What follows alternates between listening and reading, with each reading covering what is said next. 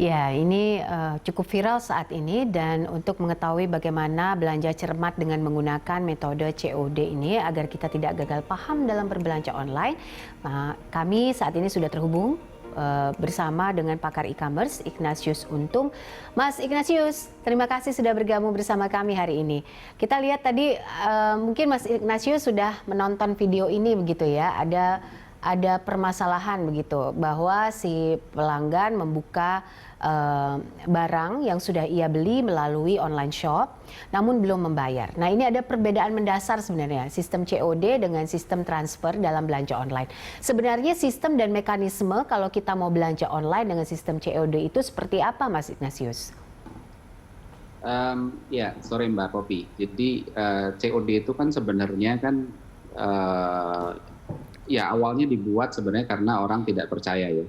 Ketika ya transaksi online itu kan nggak langsung bertatap muka. Jadi benar nggak nih yang dijual ada apa enggak gitu kan. That's why makanya awalnya itu orang berpikir ya udah deh saya mau beli tapi COD ya. Kita ketemu dulu, barangnya dilihat terus habis itu baru dibayar. Kan sebenarnya begitu. Nah, tapi habis itu COD ini berkembang ketika e-commerce ini mulai mempenetrasi market-market yang kita sebutnya unbanked, orang-orang yang tidak punya rekening bank gitu ya. Terus diberikan pilihan untuk bisa tetap bertransaksi tanpa harus mentransfer, karena mentransfer itu ya kalau mereka nggak punya rekening bank terus mau transfer dari mana gitu kan. Kalau ada yang bisa dipinjemin oke, kalau nggak ada kan susah.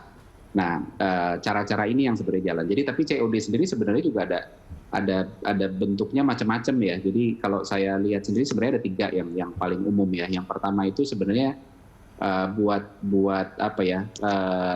seringnya biasanya sebenarnya barang bekas, atau kalaupun barang baru itu barang baru yang memang penjualnya tuh tidak melalui platform yang formal gitu ya. Jadi biasanya classified atau misalnya social media itu kan juga banyak yang jualan. Nah, mereka nawarin ya udah deh nih saya jual, kalau mau ya udah kita ketemu di mana, nanti dilihat barangnya sudah oke baru dibayar. Itu seperti itu. Nah, yang kedua itu adalah ada platform-platform e-commerce yang COD-nya sebenarnya canggih banget. Canggihnya itu gimana? Biasanya nih fashion ya, ada satu platform fashion yang menawarkan bahkan kalau kita mau beli baju gitu ya, beli baju itu kan susah ya. Ukurannya benar, ukuran sendiri kadang-kadang nggak standar. Jadi ukuran udah benar begitu dipasin kok sesek gitu ya, sehingga platform ini menawarkan ya udah deh kamu pilih tiga opsi atau 3 ukuran, nanti kita bawain sampai ke sana. Kurirnya biasanya kurir dari platform. Begitu sampai sana dibawain, dicoba dulu, ditungguin. Nah, nanti mana yang dirasa cocok itu yang dibayar, sisanya dibawa pulang. Tapi itu hanya terjadi ketika kurirnya adalah kurir dari platform. Nah, yang ketiga adalah sekarang berkembang lagi. Tadinya COD itu cuma bisa 2, satu pedagangnya langsung yang datang, kedua adalah melalui kurirnya punya platform.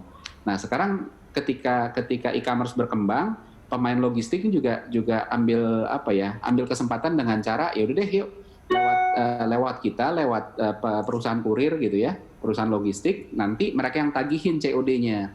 Nah, untuk yang ketiga ini biasanya itu barang nggak boleh dibuka. Artinya ya barang yang diterima ya utuh-utuh harus langsung diterima gitu kan, dibayar dulu, habis itu mau buka silakan.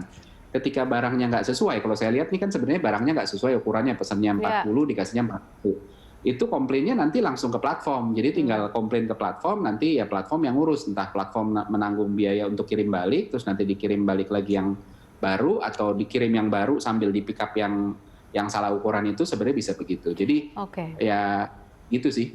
Baik, Mas Ignatius, artinya ketika kita lihat bahwa seorang pelanggan tadi membuka barang yang sudah ia beli, tapi dalam tanda kutip belum dia bayar begitu ya, artinya tidak salah-salah amat juga begitu. Apakah ini juga berdasarkan, tadi kalau kita bicara platform kan artinya masing-masing platform itu punya ketentuan sendiri begitu, yang mungkin vokasinya tidak nyampe atau tidak diketahui dengan jelas oleh para pelanggannya. Nah, kalau kasusnya seperti ini bagaimana? Yang salah pelanggannya atau yang salah platformnya?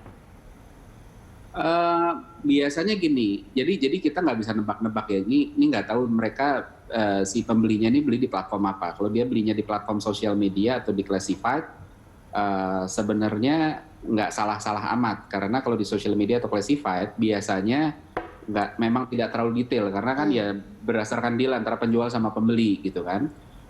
Tapi dugaan saya kalau ngelihat bentuknya kan sudah di wrapping bagus gitu ya.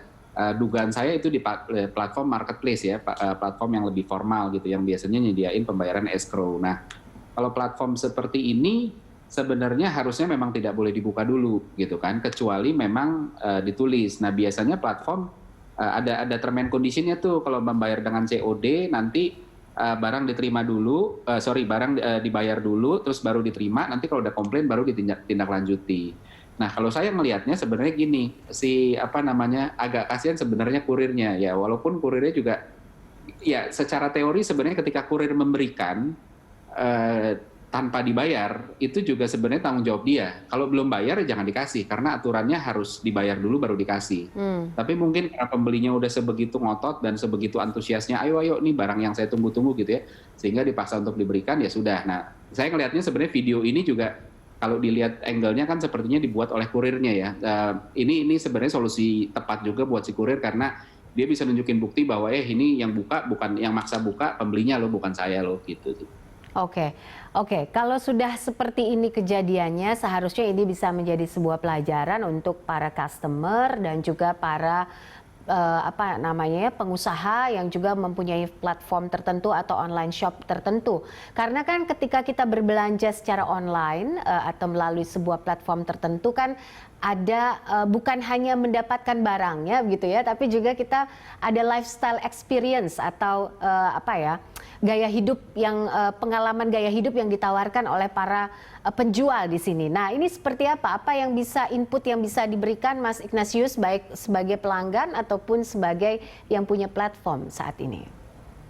Ini apa ya, kayak kita ngomong isu klasik lah ya, walaupun bentuknya agak beda ya, sama kayak kerahasiaan data, maksudnya password dibobol dan lain sebagainya, itu kan nggak bisa berdiri sendiri. Jadi juga sama. Jadi tiga pihak itu harus sama-sama ngerti, platformnya tahu bahwa konsumen ini harus diedukasi. Saya yakin kalau platformnya platform e-commerce yang resmi gitu ya, itu pasti sudah ada. Begitu konsumen memilih pilihan untuk COD, harusnya ada keterangan bahwa ini harus dibayar dulu, baru habis itu barang boleh diterima gitu ya.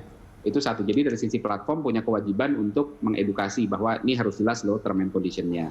Di sisi kedua adalah sebenarnya dari sisi kurir. Dari sisi kurir juga harus disiplin untuk, ya kalau belum dibayar, kalau aturannya dari perusahaan nggak boleh diserahkan sebelum dibayar, ya jangan dikasih. Begitu dikasih akhirnya begini kan, ngotot-ngototan. Nah, ketiga adalah dari sisi konsumen. Ini sebenarnya yang paling susah tuh dari sisi konsumen, karena kita nggak bisa kontrol ya. Konsumen ini kan beragam banget ya.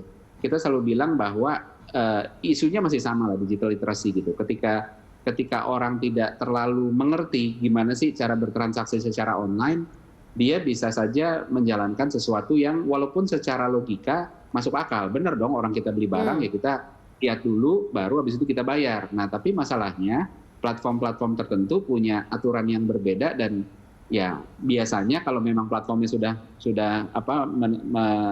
mencantumkannya, ya harusnya dituruti. Jadi masalah literasi. Nah, tiga pihak ini yang harus sama-sama. Kalau cuma kita jalanin satu atau dua, ya tetap aja bobol, karena yang pihak satu lagi pasti enggak gitu kan. Jadi memang harus tiga-tiganya sih. Baik, terima kasih Mas Ignatius untuk waktunya bersama kami dan perbincangannya seputar COD ini. Sehat-sehat selalu, selamat malam.